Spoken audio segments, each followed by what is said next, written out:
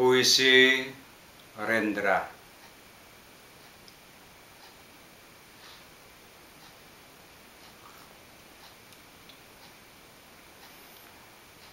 Sajak sebatang lisong menghisap lisong,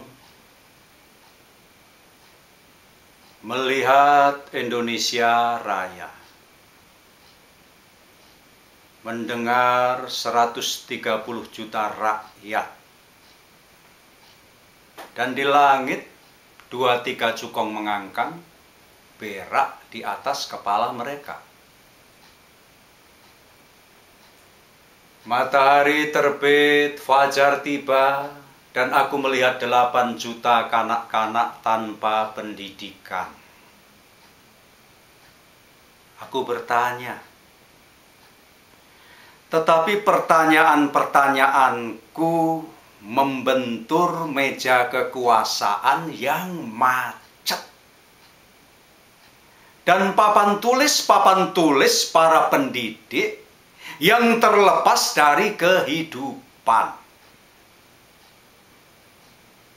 8 juta kanak-kanak menghadapi satu jalan panjang, tanpa pilihan, tanpa pepohonan, tanpa dangau persinggahan, tanpa ada bayangan ujungnya. Menghisap udara yang disemprot deodoran. Aku melihat sarjana-sarjana menganggur berpeluh di jalan raya. Aku melihat wanita bunting antri uang pensiunan. Dan di langit para teknokrat berkata bahwa bangsa kita adalah malas. Bahwa bangsa mesti dibangun, mesti di-upgrade, disesuaikan dengan teknologi yang diimpor. Gunung-gunung menjulang, langit pesta warna di dalam senjakala, dan aku melihat protes-protes yang terpendam, terhimpit di bawah tilam. Aku bertanya,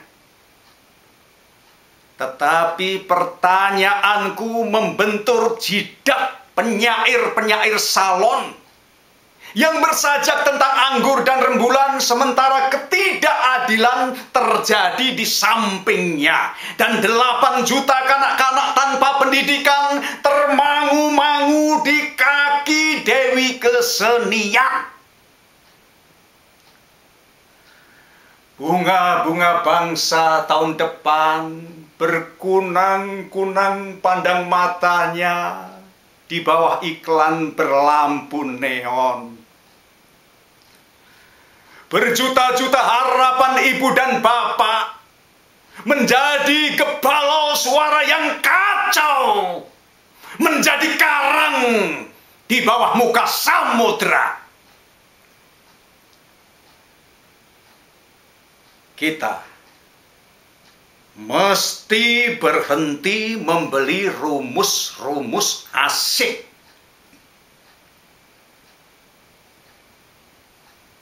Diktat-diktat hanya boleh memberi metode, tetapi kita sendiri mesti merumuskan keadaan. Kita mesti keluar ke jalan raya, keluar ke desa-desa, mencatat sendiri semua gejala, dan menghayati persoalan yang nyata. Inilah sajaku, pamflet masa darurat. Apakah artinya kesenian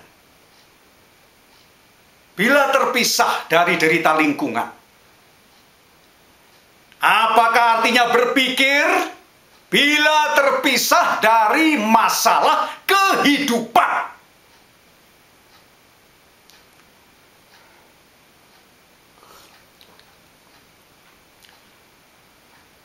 Sajak SLA murid-murid mengobel kelentit ibu gurunya. Bagaimana itu mungkin? Itu mungkin karena tidak ada patokan untuk apa saja. Semua boleh, semua tidak boleh, tergantung pada cuaca, tergantung pada amarah dan girangnya sang raja, tergantung pada kuku-kuku Garuda dalam mengatur kata-kata. Ibu guru perlu sepeda motor dari Jepang. Ibu guru ingin hiburan dan cahaya. Ibu guru ingin agar atap rumahnya tidak bocor. Dan juga ingin jaminan pil penenang, tonikum-tonikum, dan obat perangsang yang dianjurkan oleh dokter. Maka berkatalah ia kepada para orang tua murid-muridnya,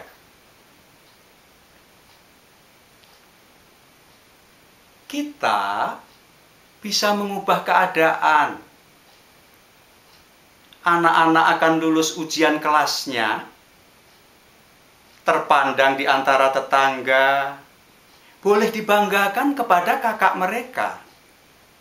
Soalnya adalah kerjasama antara kita. Jangan sampai kerjaku terganggu karena atap yang bocor. Dan papa-papa semua senang. Digenggam-genggam tangan ibu guru. Dimasukkan uang ke dalam genggaman. Serta sambil lalu, di dalam suasana persahabatan, teteknya disinggung dengan siku. Demikianlah murid-murid mengintip semua ini. Inilah ajaran tentang perundingan, perdamaian, dan santainya kehidupan. Ibu guru berkata, kemajuan akan berjalan dengan lancar.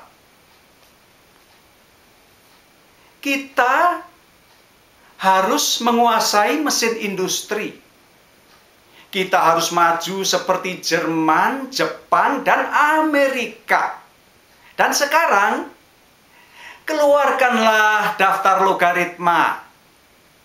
Murid-murid tertawa dan mengeluarkan rokok mereka. Karena mengingat kesopanan, jangan kalian merokok. Kelas adalah ruang belajar. Dan sekarang daftar logaritma. Murid-murid tertawa dan berkata, kami tidak suka daftar logaritma. Tidak ada gunanya. Kalian tidak ingin maju? Kemajuan bukan soal logaritma. Kemajuan adalah soal perundingan. Jadi apa yang kalian inginkan? Kami tidak ingin apa-apa. Kami sudah punya semuanya. Kalian mengacau. Kami tidak mengacau. Kami tidak berpolitik. Kami merokok dengan santai, seperti ayah-ayah kami di kantor mereka. Santai tanpa politik. Berunding dengan Cina. Berunding dengan Jepang menciptakan suasana girang. Dan di saat ada pemilu, kami membantu keamanan. Meredakan partai-partai.